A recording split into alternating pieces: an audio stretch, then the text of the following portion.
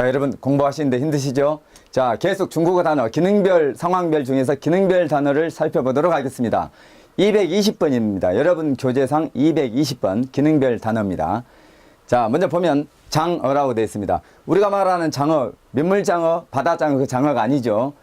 글장자, 문장장자, 장어입니다. 뭘까요? 자, 저걸 먼저 한자를 분석을 해보도록 하겠습니다. 우리는 여러분 잘 아시겠지만 중국어 단어를 공부할 때 무조건 외워서 나중에 잊어버리는 게 아니고 또 응용도 못하고 하다가 한계가 있는 게 아니고 또 쓰고 읽고 못하는 그런 중국어 단어 및 회화가 아니고 한자를 통해서 한자의 음훈도 알면서 그 한자 음과 비슷하게 유추해서 중국어 단어 음을 유추하고 뜻을 쉽게 유추한 다음에 바로 문장으로 연결돼서 하고 싶은 말을 자연스럽게 문장 생성을 할 수 있는 그런 중국어를 한다고 여러분 누차 강조를 했습니다. 자, 그래서 먼저 그 순서에 의거해서 먼저 한자를 해보도록 하겠습니다. 자, 이것은 수없이 강조했습니다. 설립자 또는 세울립이죠. 네. 설립으로만 하면 안 되고 건립한다 할 때 또는 수립한다 할 때처럼 세운다는 의미로 세울립자도 된다고 알아두세요. 자, 한번 해볼까요? 쉬운 거지만 설립, 세울립. 설립, 예, 지금 입을 푼다는 생각 가지고 서서히 한번 진입해 보도록 하겠습니다. 설립, 세울립자입니다. 세울립자도 알아는 이야기고. 자, 설립자, 세울립자에 밑에가 뭐가 있습니까? 이것도 이미 설명 여러 번 했죠. 이거 해일자, 날일자고 열십자입니다. 해가 처음에 뜰 때 햇살이 열십자로 빛나죠. 그래서 원래는 해가 딱 뜹니다. 해일자, 날일자. 위에도 열십자로 햇살이 빛난다는 뜻이 열십자로 딱 빛나지 않습니까? 햇빛이 비칠 때 위에도 아래도 열십자로 햇살이 빛난다 해서 이것은 뭐라 했어요? 햇살 치밀어 오를 간자를 했습니다. 한번 해봅니다. 햇살 치밀어 오를 간. 햇살 치밀어 오를 간. 좀 말이 긴 것은 빨리 묶어서 해야 됩니다. 햇살 치밀어 오를 간. 햇살 치밀어 오를 간. 한 번만 더 햇살 치밀어 오를 간. 햇살 치밀어 오를 근데 간. 생각을 좀 하라고. 어째서 햇살이 치밀어 오른다고요? 해일자 이걸 보고 생각을 하라고. 해가 떴어. 보통 아침에 햇살 생각해 보라고. 해가 뜰 때 위아래로 열십자 탁 빛나죠 이렇게. 그 모양이 햇살이 올라올 때, 해가 뜰 때 그렇다는 이야기죠. 햇살 치밀어 오를 간. 이것도 햇살 치밀어 오를 간이지만 위아래로 햇살 치밀어 오릅니다. 사람 인자 변형. 이 사람 인자가 요것도 사람인, 요것도 사람인, 요것도 사람인, 요것도 사람인 다 했습니다. 여기 아니 요거죠. 요거. 자, 사람인 다 사람인이에요. 자, 요건 잘 모르는데 요거 여기까지는 좀 압니다만 이건 잘 모르는데 다 사람인자입니다. 근데 이건 사람인인데 요것은 물음마디 절자입니다. 이거 헷갈리면 안 돼요. 물음마디 절. 아픈 사람 또는 무릎 꿇고 있는 모습을 나타낸다고 그랬어요. 한번 해봐요. 물음마디 절. 물음마디처럼 생겼잖아요. 이 물음마디 딱 펴져 있는 물음마디고 이것은 이러고 있는 물음마디. 설명했습니다. 해봐. 물음마디 절. 이것은 아픈 사람 또는 무릎 꿇고 있는 모습을 나타내고 비슷하게 생겼지만 이것은 사람인자의 변형. 이것도 사람인자의 변형. 사람인 변형했고 사람인. 묶어서 외워버리면서 비슷하게 생긴 게 헷갈리지 않도록까지 딱 꺼내버려야 된다는, 뿌리를 뽑아버려야 된다는 거고. 그래서 이건 사람인자 변형이죠. 이 사람인자 변형이 붙은 것도 햇살 치밀어 오를 간입니다. 정리합니다. 해가 뜰 때 위아래로 열십자 모양으로 햇살이 착 비친다. 햇살 치밀어 오른다. 햇살 치밀어 오를 간. 이것도 햇살 치밀어 오를 간. 이거 한자 속에서 많이 들어갑니다.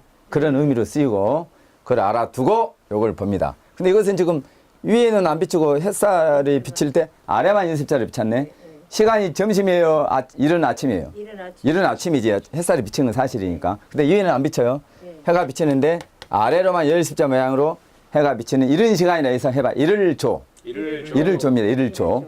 근데 나온 김에 그럼 위아래로 햇살이 비쳤어. 햇살 치밀어 오라. 그때는 한쪽에 달도 있어. 그죠? 해가 많이 떠버리면 달이 안 보이지만 해가 뜰라 말라 이렇게 좀 그때는 달도 보이지 않습니까? 그러니까 햇살 치밀어 오를 때는 달도 오른쪽에 있어. 이건 아침을 나타내죠. 이건 아침조. 요것은 밑에 요거 없이 밑에만 이렇게 열십자로 햇살이 치밀어 오른 건 아침보다 더 이른 시간이라 해서 이를 조. 그래서 우리가 영화 같은 거 볼 때 조조 할인할 때는 이를 조에 아침조에서 조조 할인 이렇게 되죠. 해봐. 이를 조. 아침조.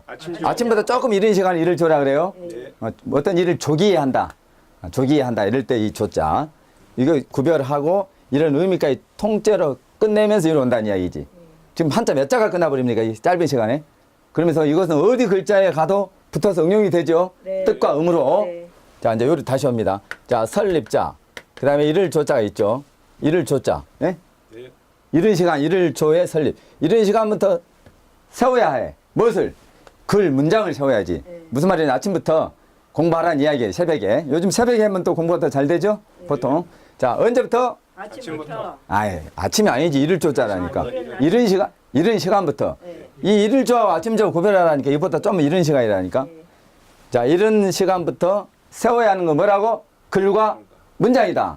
새벽부터 공부하라는 이야기고, 농사 짓는 사람은 새벽부터 농사 짓는 거고. 그래서 새벽에 모든 일을 시작하라는 의미입니다. 그렇게 해서 이게 먼저가 돼서 이른 시간부터 세워야 되는 것은 글 또는 문장이니까 글장, 문장장 이렇게 됐죠. 문장할 때 장 아닙니까? 근데 우리가 지금 문어 낙지를 나타낼 때 중국에서는 이 장자를 쓴다는 이야기지. 이렇게 되는데 중국 간체자에서는 요 밑에 점 4개가 이렇게 줄여서 쓰죠. 물고기 어자. 어디 가나 이렇게 되죠. 물고기 어자. 그래서 장어 이렇게 되는데 글과 관계된 물고기다. 그래서 문어를 나타낼 때 중국에서는 장어를 쓰고 우리나라에서는 그냥 글을 문자를 써서 문어를 이렇게 써요. 문어. 우리는 문어 이렇게 쓰고 이 글을과 같은 뜻을 가진 이게 글을 문이니까 이건 글 장자니까 우리는 문어고 중국에서는 장어라 이 말이지. 근데 이제 문어 요리를 재미삼아 한번 해보면 문어가 왜 문어가 글을 문자냐. 문어 머리 보면 사람 민머리 같이 생겼죠. 머리통이. 그래서 원래 이건 물론 설이 그랬습니다. 설이 100%라는 게 아니고 그래서 사람은 민머리하고 문어의 머리통이 닮았다 그래가지고 실제로 생겼죠. 그래서 문어대가리 이런 말도 많이 하지만 옛날에 일본 외놈들한테 그렇게 쓰지만 원래 이제 그래서 이렇게 됐었어요. 사람은 민머리하고 닮았다 해서 민머리하고 닮은 물고기라 해서 민어 이렇게 되던데 이거 한자로 쓰려 보니까 그 비슷한 문자를 써서 문어가 됐고 그런 설이 하나 있고 또 실제로 분석한 무척추 동물 오징어, 낙지 그런 거 있지 않습니까?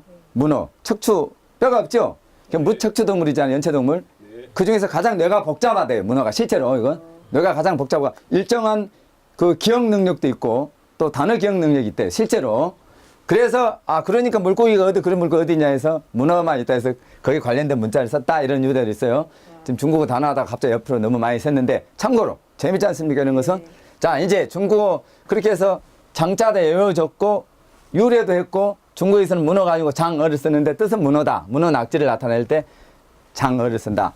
그러면 자, 장자의 받침이 뭐예요? 장어 할 때 이응이죠? 자, 중국 이미 설명했죠. 여러분들 우리 한자 발음을 해가지고 니응과 이응은 그대로 중국 발음할 때도 니응 그대로 따라가고 이응도 그대로 따라간다 했어요.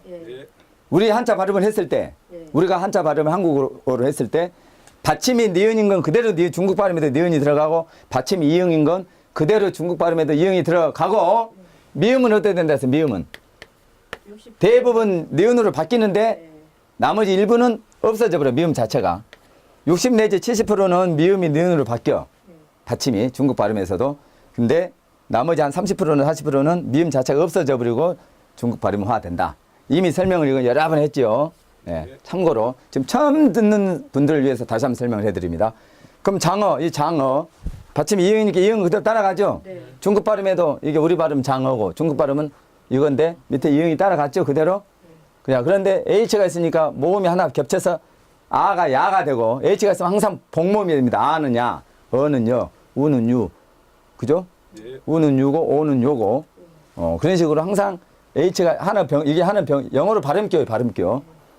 발음기호를 영어로 읽을 때 그렇게 읽어라 하는 게 영어의 발음기호처럼 이 한자 발음을 이런 식으로 읽어라 해서 이렇게 된 거예요.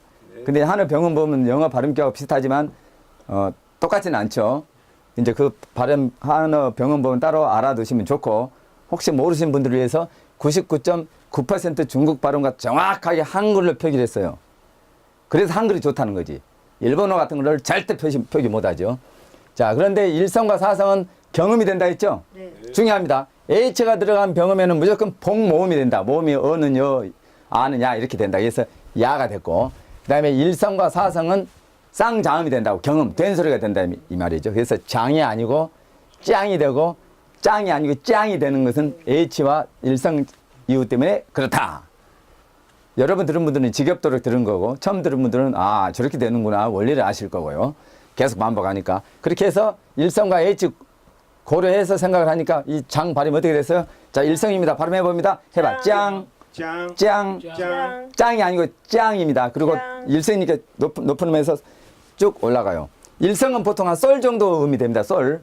이제 짱 이렇게. 예. 짱이 아니고 그냥 썰 정도. 짱 해봐. 짱. 짱. 그다음에 어자 발음은 물고기 어자 발음은 위로 내는데 이성이니까 밑에서 위로 중간에서 위로 올라가란 말이에요. 위, 짱. 위, 위, 위. 해봐. 짱 위, 짱, 위, 짱 위. 짱, 위. 그렇게 발음을 한다 이 말이에요. 장어를. 근데 이제 더 정확한 발음은 30분 후에 이걸 복습하면서 자막이 나오면서 중국 원어민 발음으로 정리가 되겠죠. 네. 그때 한번 복습 겸 중국 원어민 발음으로 한번 들어보세요. 여러분 네. 발음하지 마시고 이런 거 어떻게 해서 이렇게 되고 문장을 어떻게 만들어 나가는지 문장을 외워서 쓰는 게 아니고 말을 만들어서 생각해가면서 쓰는 그런 외국어 중국어뿐만 아니고 일본어 영어가 돼야 되니까 발음은 그 다음에 여러분 듣다 보면 자연스럽게 좋아집니다. 해봐. 다시 한번 장어입니다. 짱위, 짱, 위, 짱위. 짱, 위. 그게 뭐라고 뜻은? 문어, 문어 낙지. 문어 낙지. 문어도 되고 낙지도 됩니다. 자, 그 다음 두 번째 봅니다. 팔각어입니다. 팔각어. 여덟 팔자는 여러분 아시는 거고, 이것은 각자는 다리각자죠. 다리각자. 다리각자를 해봅니다. 자, 어떤 글자의 왼쪽에 이 달올이 온다거나 어떤 글자 밑에 달올이 올 때는 몸을 나타낸다 했죠. 몸. 네. 사람이나 동물의 몸. 물론 사람도 동물입니다만은 사람과 일반 다른 동물의 몸을 나타내고 어떤 글자의 오른쪽, 여기처럼 어떤 글자의 오른쪽에 달올이 오면은 그냥 달이야, 달. 하늘 떠 있는 달. 몸이 아니고 그래서 어떤 글자의 왼쪽이나 밑에 있는 달올은 육달올이라 그러고 이 고기 육자를 쓰죠. 그렇죠? 몸을 나타내니까 오른쪽에 오는 건 그냥 달올이라 한다는 것은 여러 번 설명을 했습니다. 자, 근데 이제 왼쪽에 있으니까 몸이네 몸. 네. 그 다음에 자 이게 있습니다. 요것이 갈 거자라 그랬죠? 네. 갈 것 또는 없앨 것도 된다 해서 없앨 것. 제거한다 할 때는 없앨 거고 거래, 과거 할 때는 갈 거자라는 말을 여러 번 했습니다. 자, 없앨 거, 갈 거. 그 옆에다 힘을 써. 힘력자입니다. 그럼 이건 갈 거 없앨 건데 힘력자가 붙었어. 힘을 썼죠? 네. 뭐 하라고 힘을 썼어? 가라고. 가임마 하고 가라고 힘을 써서 물리쳤단 말이죠? 네. 물리칠 각자가 되네. 자, 이게 뭔지 알아? 요것만 하면? 갈 거, 없앨 거. 없앨 것까지 딱 나와줘야 된다는 거지. 그래야 여러분 한자의 훈이 전혀 다른 게 여러 개면은 다 알아야 돼. 네. 하나만 알면은 단어가 그만큼밖에 안 돼. 뜻이 전혀 다른 뜻이 있으면 그 다 알아야 국어 단어, 이 단어가 확장이 된다는 이야기지. 그래야 국어뿐만 아니고 모든 학문이 쉬워져. 이것은 갈 거하고 없앨 거는 비슷하지만 좀 틀리죠. 그러니까 갈 거 없앨 걸 다 알으란 이야기고. 근데 힘을 써서 가라 하니까 힘력자가 붙으면 뭐? 물리치는 뭘 물어보면 가만히 있지 말고 생각을 하라고, 생각을. 힘을 써서 가라고. 뭐 하는 거야, 지금 그게. 물리친단 말 아니에요. 생각을 하라니까. 생각을 해야 되니까 우리 말로 쓰는 한자, 중국어, 일본어, 영어는 치매 예방이 되고 재밌어. 그리고 자꾸 화술이 증진돼, 말을 하려고 하니까. 그리고 흥미 유발돼, 공부에 있어서. 다각도로. 한자의 음은 뭐 중국어, 일본어 몇 가지 알고 안 하는 게 중요한 게 아니고 뭐 한다고? 사고력이 형성 내지 향상이 되고 말을 하니까 화술이 증진되고 치매 예방까지 된다. 또 재밌다. 재밌다 이 말이죠. 이제 생각을 해야 돼. 그렇게 말하면서 생각을 안 하면 안 돼. 힘을 써서 가라고 하니까 뭐라고? 물리칠 각. 자, 그러면 이렇게 물리칠 각자 있어. 어디에서? 왼쪽 몸에서. 몸에 이 몸이라 있잖아요. 왼쪽에는 밑에 보면 몸. 몸이 몸에서 물리치기 가장 좋은 게 뭐예요? 남을 물리치기 좋은 게 손이 발이에요. 손, 남을 칠 때 발로 찬 게 아파요? 손으로 친 게 아파요? 발로. 그러니까 다리잖아, 다리. 그렇게 생각하라고. 네. 남을 물리치기 가장 좋은 것은 몸에서 어느 부위? 다리. 다리다 이 말이지, 다리. 힘이 제일 세잖아. 그렇게 생각을 하자고. 자, 제가 이제 그 의미적으로 만들었어요. 그 다음에 이 물리칠 각자 때문에 음은 각이 됐네. 네. 그러니까 의미는 그래서 다리 각자가 됐고. 그래서 이걸 보면 다리가 8개의 물고기 해서 문어 낙지가 됐어요. 실제로 문어 낙지는 다리가 8개입니다. 오징어는 몇 개예요? 10개. 10개, 꼴뚜기는. 꼴뚜기도 10개니까 물어봤겠지. 그 딱 생각하라고. 오징어 꼴뚜기는 10개고, 문어 낙지는 8개에서 다리가 8개라 해서 문어 낙지 됐죠? 네. 章鱼，章鱼，章鱼，八角鱼，八角鱼，八角鱼。